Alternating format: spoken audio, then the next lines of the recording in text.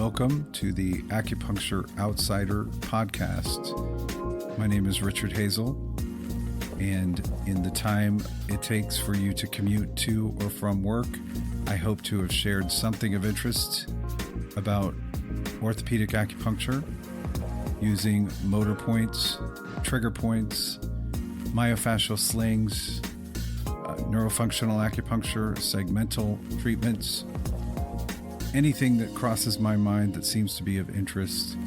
I hope you'll enjoy it.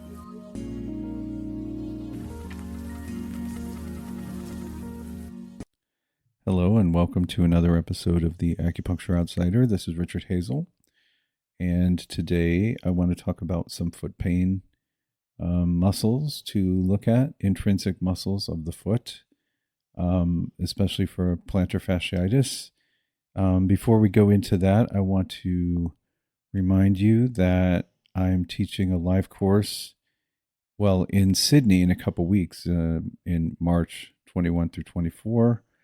And in June, I will be in Amsterdam with Josh Margolis and Jenny Nieders. We are doing the second European conference for orthopedic and sports acupuncture. So the sign-up details will be in the summary for this podcast. If anyone out there is an acupuncturist who's interested, we'd love to have you. And Amsterdam's an amazing city, and in June especially, what a great place to be. So plan your vacation now and come see us in Amsterdam. And on that note, I wanted to mention it's always super affordable. Americans reach out to me and say, when are you teaching in the States? When are you teaching in the States? It's so expensive for me to actually teach in the States. Just the overhead is huge. It's a lot of money for me to put out up front, deal with all of the registrations and everything. In this situation, I get invited to teach. I don't have to deal with registrations. Someone else is dealing with the CEUs, and the cost is low. If you look into it, you're going to see that add your airfare, the registration fee, and some hotels in Amsterdam, it's going to be way less than what you spend to go to seminars in the United States for orthopedic acupuncture. So I just want to get that off my chest. I hear people complaining that, why are you always in Europe? Why are you always in Australia? This is what, I mean, I love to go to Amsterdam. I love Sydney. I go where I am invited. And it's because it's just hugely difficult for me to put out a ton of money and deal with all of the administrative stuff. I'm a single person, a solo practitioner. I don't have staff. I don't have marketing people. I don't have a front desk person. I certainly don't have somebody who can take all the registrations and book a hotel and track all the CEU information and all of that stuff. So this is why you don't see me in the States. Now, that said, I just moved into my own space in Buffalo. I have my own treatment rooms. I have 3 treatment rooms, a large waiting room area, and I'm considering doing some small courses in Buffalo, New York. So be on the lookout. If you are serious that you want me to teach, I'm going to do some small courses in my clinic in Buffalo, where, by the way, it's very inexpensive. The hotels are not expensive. It's a great city. You probably only know about snow. And if you see Buffalo in the summer, you're going to realize how beautiful it is. We have the best summers. They remind me of when I lived in the Bay Area. Okay, so here we are. Let's talk about foot pain. The 3 muscles that I want to talk about today are related mostly to heel pain, sometimes plantar fasciitis. So medial heel pain, lateral heel pain, and pain under the heel that can be caused primarily by some intrinsic muscles of the foot. So let's define intrinsic muscles of the foot. Those are muscles that do not cross the ankle. Okay. So you have foot muscles like the flexor digitorum longus and the tibialis posterior and the flexor hallucis longus. Those all cross the ankle. And those, by the way, are really important muscles to consider for plantar fasciitis. Soleus and gastrocs, also because of their attachment to the back of the calcaneus and how they can pull the calcaneus back, putting a stretch on the plantar fascia. And then we consider muscles of this that stabilize the ankle and muscles that support the arch. So those are things I've talked about in the past. But I want to talk about 3 intrinsic muscles of the foot that you will find very commonly causing heel pain that is being called plantar fasciitis. And I'm not saying it's not plantar fasciitis, but I am saying that a lot of times it isn't plantar fasciitis. So, and who cares if you figure out what's causing the pain and you fix it? Who cares what they called it? Okay. Call it foot pain, call it heel pain, call it plantar fasciitis, whatever you want to call it. Know when you see these pain patterns. Let's start with medial heel pain. And it can, by the way, also be instep pain along the inner border of the instep, the abductor hallucis. We see this causing plantar fasciitis, heel pain a lot. Part of the reason is that the big toe helps to support the arch on toe off. And so what happens if you have weak stabilization of the ankle and you're overpronating? Pronation is a good thing. Overpronation is not a good thing. When your heel strikes, then you go into a slight bit of pronation, which is good. Your arch, everything, all the metatarsals are unlocked. As you go into mid-step, the plantar fascia will tighten, and there's a locking mechanism called the windlass mechanism, which is caused mostly by the big toe going into dorsiflexion, or you could call it extension if you want. Instead of flexion, it's extension. So as you go into toe off, you're going mid-step, then you're going toward toe off. At that point, the whole foot locks to give you really good leverage. And the big toe is a big part of that, which is why I'm hugely against bunion surgeries where there's some sort of fusion of that joint, because you're basically destroying the mechanics of the foot. So at toe off, the whole plantar fascia helps to lock the stability of the foot so that you have like a great platform to push off.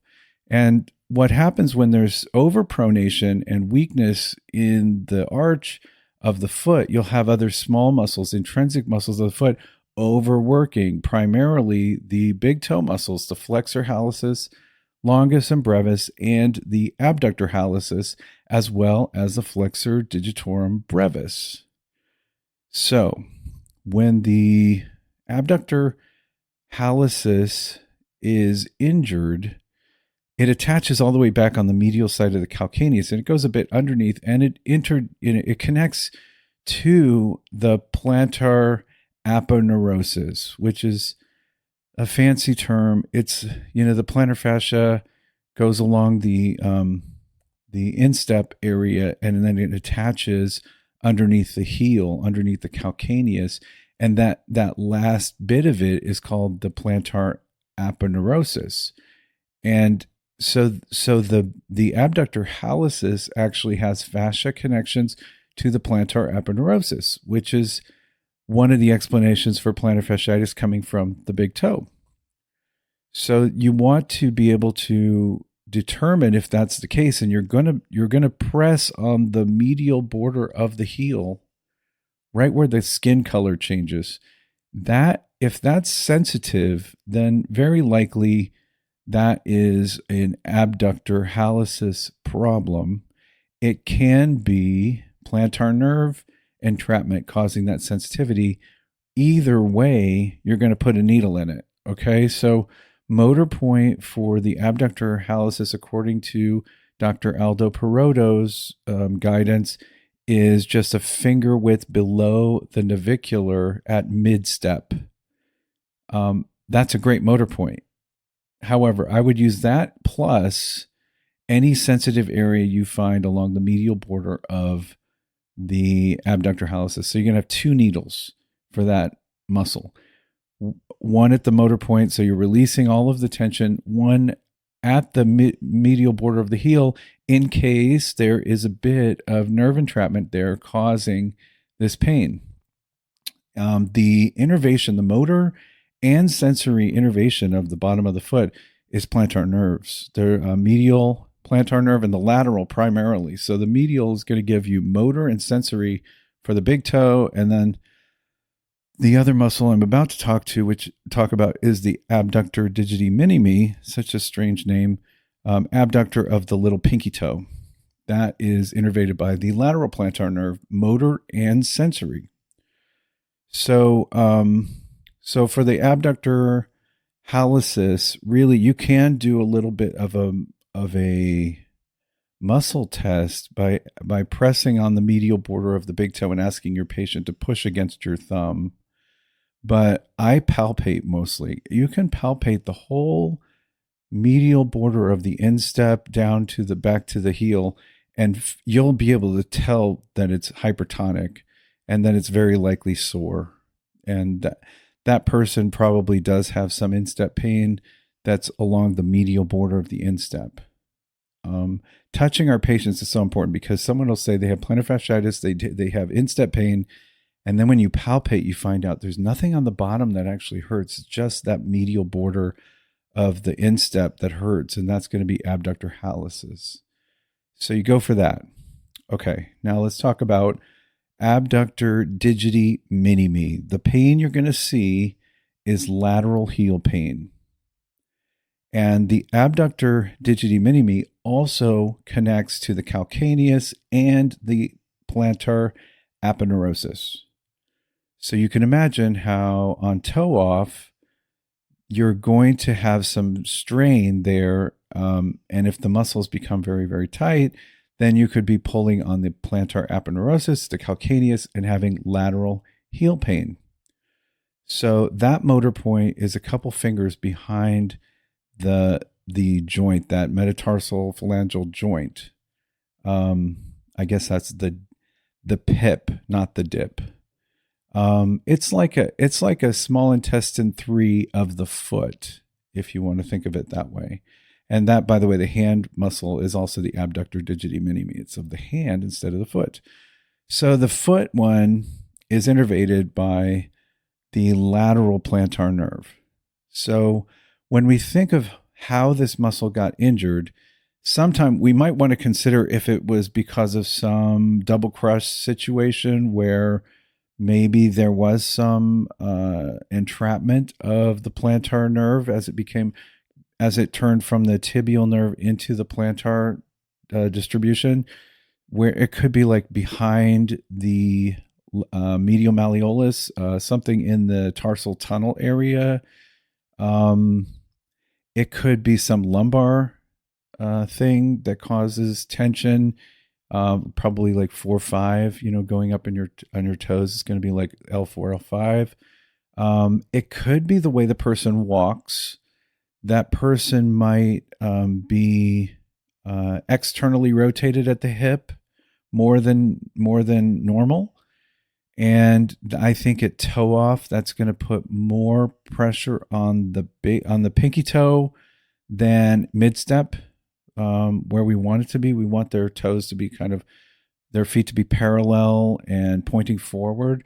But if they're externally rotated from the hip or even maybe the knee, there could be more pressure on the abductor digiti minimi of the foot at toe off. They could be slightly supinated. Their foot could be slightly supinated. It's always possible that somebody has been given or decided to put inserts into their foot, into their shoe. And maybe it was on the advice of somebody, and maybe it was on their own advice. But they could be putting themselves into more supination than necessary and then putting more strain on that lateral part of the foot. So it could be nerve, it could be something lumbar, could be a double crush from farther down the chain. It could be just an orthopedic problem, just something with bad shoes or bad movement, or like I said, externally rotated hip. So those are the things to kind of weed through when you're trying to help this patient. You've released the muscle, it got better, but then you don't want it to come back. So you want to talk about that. If they're a runner, then definitely think about getting their foot scanned again. Maybe something has changed. I find sometimes people will have these foot pains as an acute problem because of shoes that were poorly fitting. They wore dress shoes usually. I don't know. Dress shoes are like the least comfortable shoes. They're usually really hard. And for women, they can put the foot into just much worse positions than what men's shoes do. But men experience this too because they'll wear a shoe that's too wide for their foot, and their foot's trying to stabilize while it's slipping around inside a shoe that's too wide. So they end up injuring abductors of the toes. The big toe and the little toe are more prone, in my opinion, to injury from the shoes not fitting properly. I suppose there's a too tight of a shoe that could be causing the same problem. So then the third intrinsic foot muscle that you should consider is the flexor digitorum brevis, which does connect to the plantar aponeurosis. And the pain pattern for that can also be the ball of the foot. And you see this a lot for women because women wear much higher shoes, higher heels than men. And it puts a lot of strain on the ball of the foot, puts a lot of strain on these intrinsic muscles of the foot. So over time, if a person already has some weakness in their ankle stabilizers, in the tib posterior, in the gastrocsoleus, peroneals, a lot of those bigger muscles, then the little muscles are going to get overused and injured. And the flexor digitorum brevis definitely gets injured on people, and it causes a lot of pain on the ball of the foot. And I would say it can also cause plantar fasciitis, heel pain. So that's another one to look out for. Those are the three intrinsic foot muscles that you need to know about for foot pain, because while I think the bigger muscles I've mentioned are usually the instigators of the problem, once the person's in foot pain, now you got to weed through all the little things that got injured because the big ones weren't stabilizing, So consider those muscles for your medial heel pain and your lateral heel pain, especially pain on the ball of the foot, and your plantar fasciitis patients. Those are all really good muscles to consider. Oh, I didn't go through the motor point of the flexor digitorum brevis. Find the third toe, find the metatarsal phalangeal joint, find the front of the calcaneus right in the middle, and go midway. It's a very easy one to get. If you're not keen on needling the bottom of the foot, my advice to you is to use the thumbnail of your passive hand. Dig the thumbnail in right by where you're going to put your needle, and then tap your needle. You'll find it distracts enough that it's much less uncomfortable for the patient than if you're just putting your guide tube on the bottom of the foot and tapping. The distraction from your fingernail, from your thumbnail, will be very helpful, because it can suck getting needles put in the toes, into the bottom of the foot and the toes. But I just warn people, okay, you might feel this, you might feel a little stick. By the time they feel it, it's over. So, and they want to get better. So there's no reason to avoid doing these points. Just do them so they can feel better. They'll feel better really fast. A lot of these people I treat, and they're better in 1 or 2 treatments because I found the problem. When you don't find the problem, they're going to come in more and maybe start getting frustrated. So palpate, and, ask questions. When did this start? How did this start? Was it related to shoes? Are you a runner? Anything you can think of that was happening before this foot pain. It will help you sort it out and help you give them good advice for how to avoid it in the future. Okay, so that's that. Look for online registration for the next 2 courses coming up. I'm also doing a sale on my Podia online courses that I'll put a link in the thing. Of course, it's March 2024, so sorry if you're listening to this in sometime in the future. But I'll put all that information in the summary for this segment. Okay, have a good one. Take care.